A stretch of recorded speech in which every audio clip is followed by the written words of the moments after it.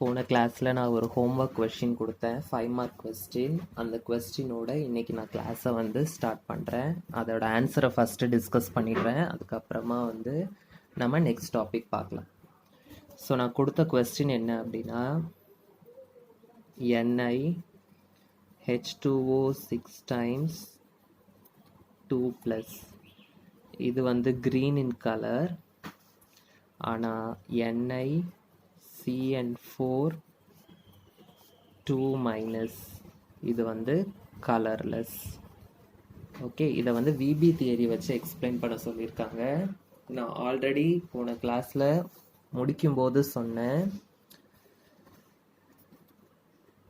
Unpaired electrons இருந்தது அப்படின்னா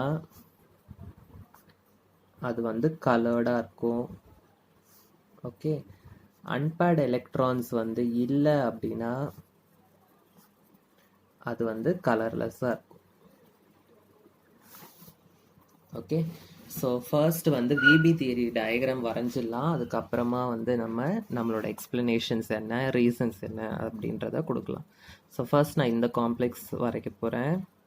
Ni H2O 6 times 2+. So Ni நிக்கலோட அட்டாமிக் நம்பர் வந்து 28. ஸோ 3d8 4s2 இதான் கான்ஃபிகரேஷன். இப்போ இந்த காம்ப்ளெக்ஸில் அதோட சார்ஜ் என்னன்றதை கண்டுபிடிக்கணும். ஸோ Ni வந்து எக்ஸ்ன்னு வச்சுக்கிறேன். வாட்டர் வந்து neutral ligand into 6 is equal to whole charge வந்து +2. So X + 0 is equal to +2, X is equal to +2. So நிக்கலோட சார்ஜ் வந்து +2ன்னு வருது. ஸோ நிக்கல் வந்து எனக்கு 3d8 4s2. So nickel +2 சார்ஜ்னா 2 electron கம்மின்னு அர்த்தம். ஸோ 2 எலக்ட்ரான் கம்மினா எனக்கு வெறும் 3d8 மட்டும் தான் வரும். ஸோ Ni2+க்கு நான் வரைகிறேன்.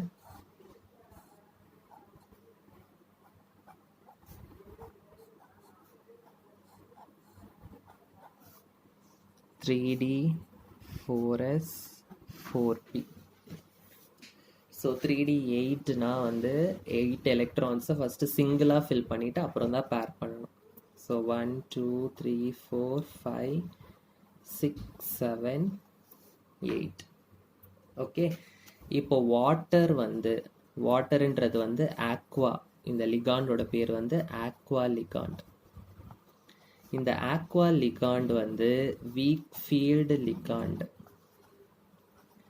வீக் ஃபீல்டு லிகாண்டுன்றதுனால பேரிங் நடக்காது. ஸோ உங்களுக்கு ஸ்ட்ராங் ஃபீல்டு லிகாண்ட் எது, வீக் ஃபீல்டு லிகாண்ட் எதுன்னு தெரியணும். அப்போ தான் உங்களால் கரெக்டாக இது பண்ண முடியும். ஸோ இதில் வந்து பேரிங் நடக்காது. ஸோ பேரிங்னா அப்போ இந்த 2 அன்பேர்டு எலக்ட்ரான்ஸுமே அப்படியே தான் இருக்கும், பேரிங் வந்து நடக்காது. ஓகே, ஸோ பேரிங் நடக்காததுனால இந்த NiH2O 6 times 2+. இந்த காம்ப்ளெக்ஸில் வந்து எத்தனை அன்பேர்டு எலக்ட்ரான் இருக்குது அப்படின்னா 2 அன்பேர்டு எலக்ட்ரான்ஸ் இருக்கு.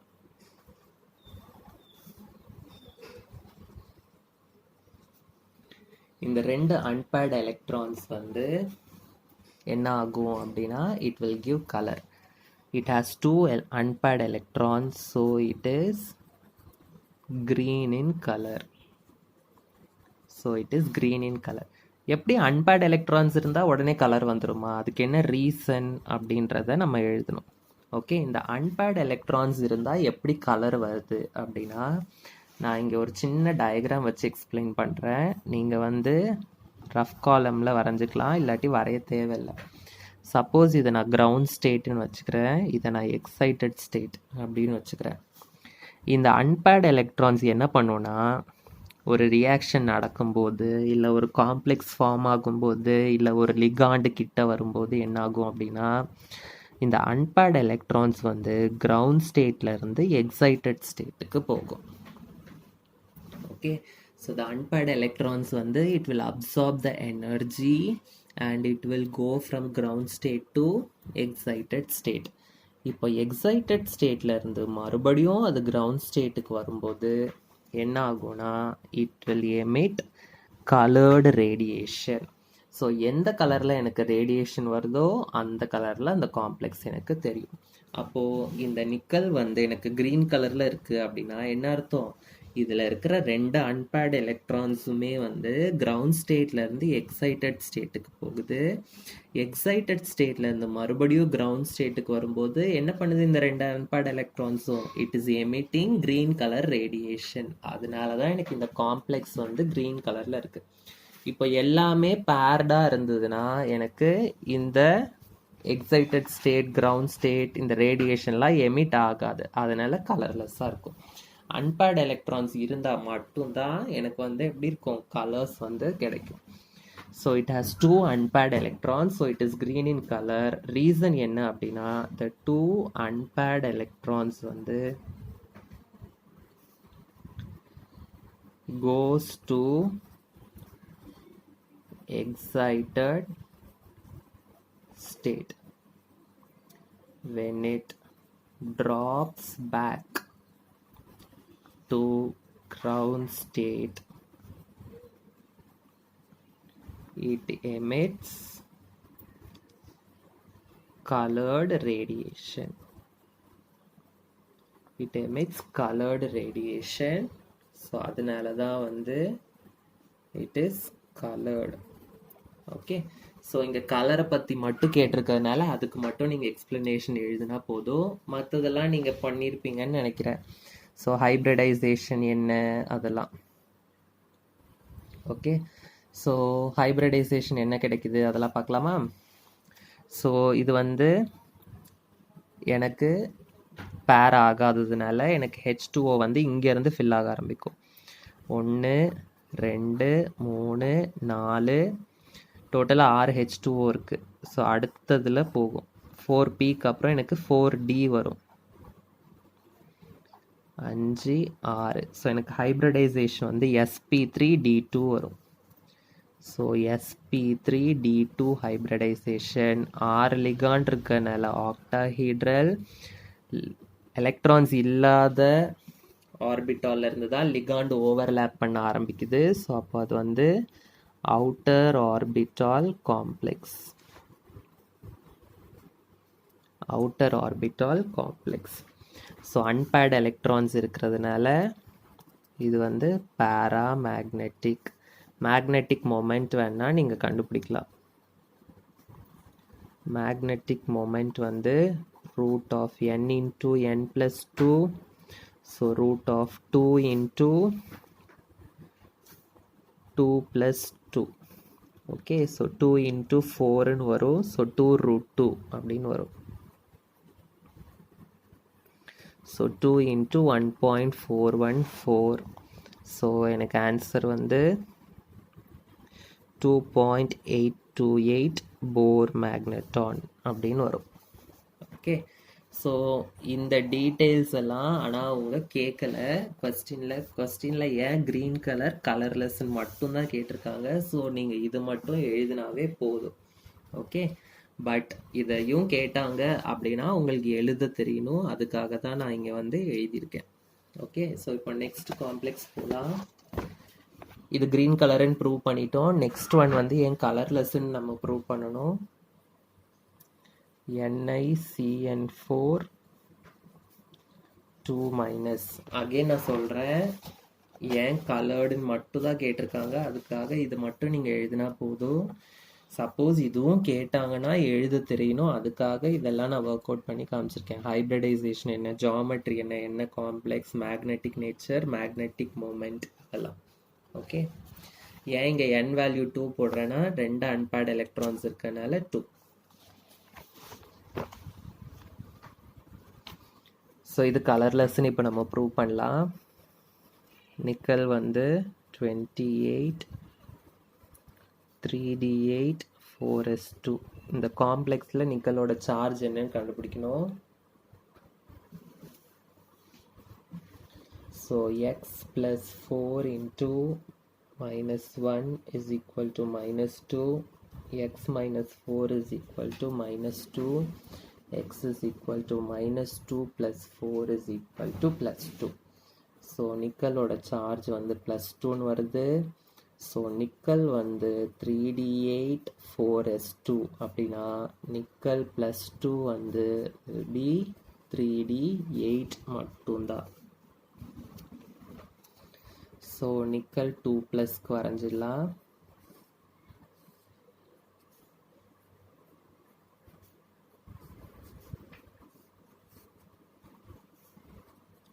Three D 4s 4p 3d8 1 2 3 4 5 6 7 8.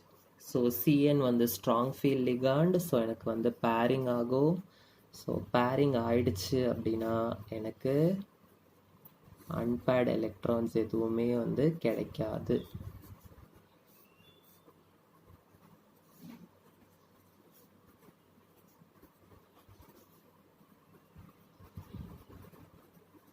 So இது எல்லாமே எனக்கு பேர் ஆயிடுச்சு.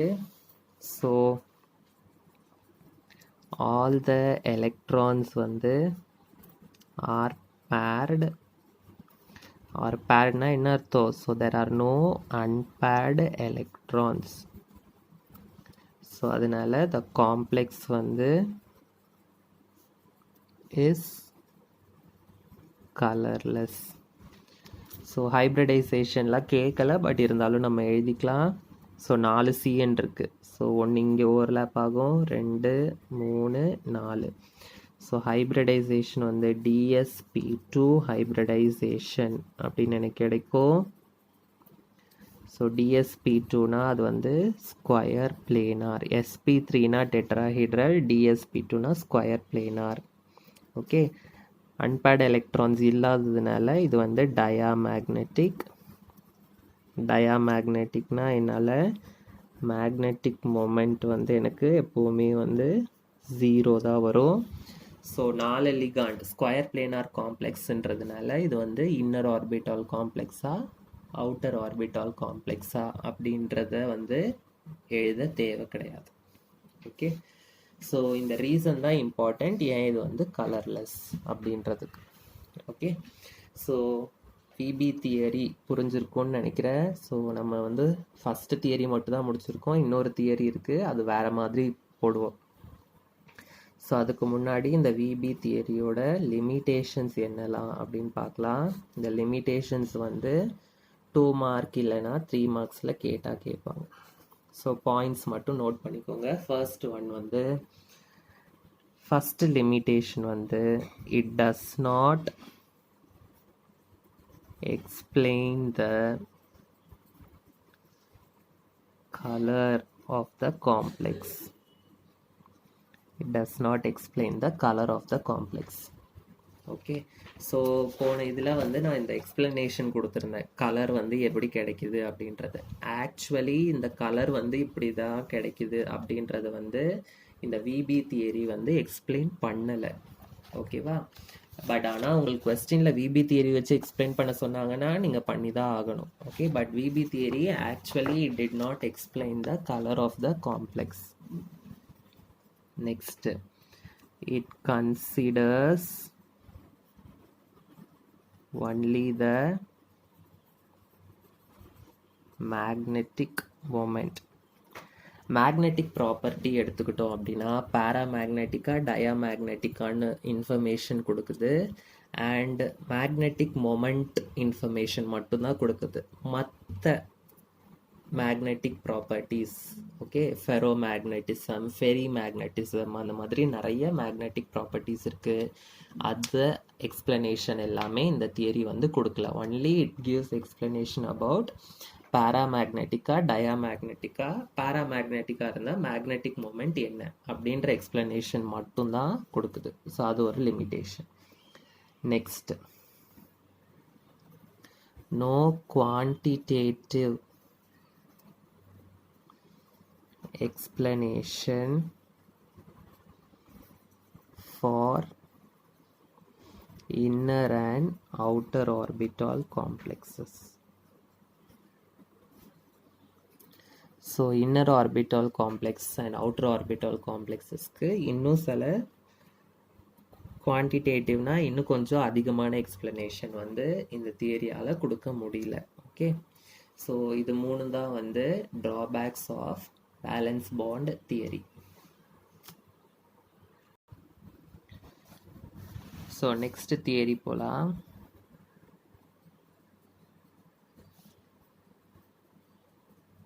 Crystal field theory. Valence bond theory முடிச்சிட்டோம். ஸோ நெக்ஸ்ட் வந்து கிறிஸ்டல் ஃபீல்டு தியரி. ஷார்ட் ஃபார்மில் வந்து இது சிஎஃப்டி அப்படின்னு சொல்லுவோம். ஸோ இந்த தியரியோட பாஸ்டுலேட்ஸ் என்ன அப்படின்றத ஃபஸ்ட்டு பார்க்கலாம்.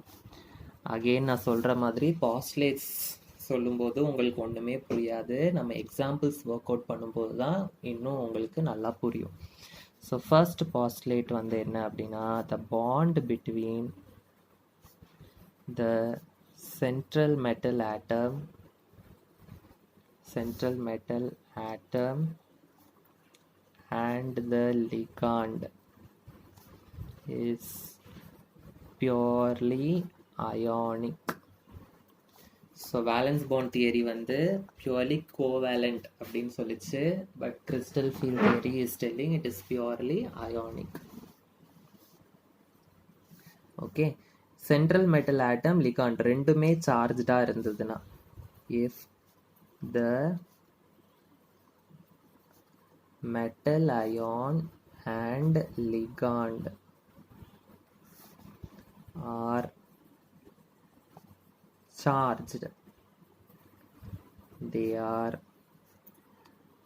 considered as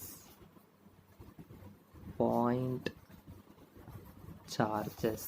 They are considered as point charges. எப்போ they are considered as point charges?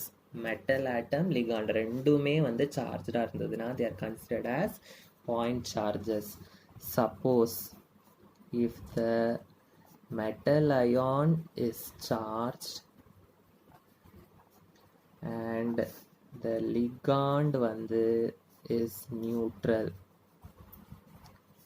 then it is considered as electric dipoles. Electric டைபோல்னா ஃபிசிக்ஸில் படிச்சிருப்பீங்க. Two equal and opposite charges separated by a small distance is called electric dipole. So இதுதான் வந்து ரெண்டு postulates of crystal field theory. Postulates பார்க்கும்போது ஒன்றுமே புரியாது, but நம்ம எக்ஸாம்பிள்ஸ் போடும்போது புரியும். So formation of complex. So crystal field theory வந்து என்னென்ன ஸ்டெப்ஸ், ஒரு காம்ப்ளெக்ஸ் எப்படி ஃபார்ம் ஆகும் அப்படின்றதுக்கு வந்து ஸ்டெப்ஸ் சொல்லுது. ஸோ என்னென்ன ஸ்டெப்ஸ்ன்றதை பார்க்கலாம். ஃபர்ஸ்ட் பாயிண்ட் என்ன அப்படின்னா, the d orbitals of the central metal atom are degenerate. d orbitals இப்போ வேலன்ஸ் பாண்ட் தியரியிலேயே பார்த்தீங்கன்னா இதில் வந்து சென்ட்ரல் மெட்டல் ஆட்டம்க்கு வந்து என்ன ஆர்பிட்டால் இருக்கு? d ஆர்பிட்டால் இருக்கு. ஸோ கிறிஸ்டல் ஃபீல்ட் தியரி என்ன சொல்லுதுன்னா, இந்த சென்ட்ரல் மெட்டல் ஆட்டமோட d ஆர்பிட்டால் வந்து டீஜெனரேட்டாக இருக்கும். டீஜெனரேட் அப்படின்னா என்ன அர்த்தம்? they will have the same energy and they will be in ground state. d orbitals வந்து 5 டைப்ஸ் இருக்கு. ஓகே, ஸோ உங்களுக்கு தெரியும் dxy, dyz, dxz, dx square to y square, dz square இப்படின்னு 5 டைப்ஸ் ஆஃப் d orbitals இருக்கு. இந்த 5மே வந்து same எனர்ஜியில் இருக்கும் and இந்த 5மே வந்து கிரவுண்ட் ஸ்டேட்டில் இருக்கும், d orbitals. ஓகே, ஸோ இது வந்து ஃபர்ஸ்ட் பாயிண்ட். நெக்ஸ்ட் பாயிண்ட் என்ன அப்படின்னா, இப்போ இந்த d orbitals எல்லாம் சேம் எனர்ஜியாக இருக்குது. இந்த மெட்டலை சுற்றி இந்த ligands வந்து will surround the central metal ion. So இந்த சென்ட்ரல் மெட்டல் அயானோட d orbitals எல்லாமே சேம் எனர்ஜியாக கிரவுண்ட் ஸ்டேட்டில் இருக்கும். இப்போ என்ன ஆகும், இந்த லிகான்ஸ் வந்து இந்த சென்ட்ரல் மெட்டல் ஆட்டமை சரவுண்ட் பண்ணும். சரவுண்ட் பண்ணும்போது என்ன ஆகும் அப்படின்னா, இந்த டி ஆர்பிட்டால்ஸ் எல்லாமே கிரவுண்ட் ஸ்டேட்ல இருந்து என்ன ஆகும் அப்படின்னா, it will go to the excited state.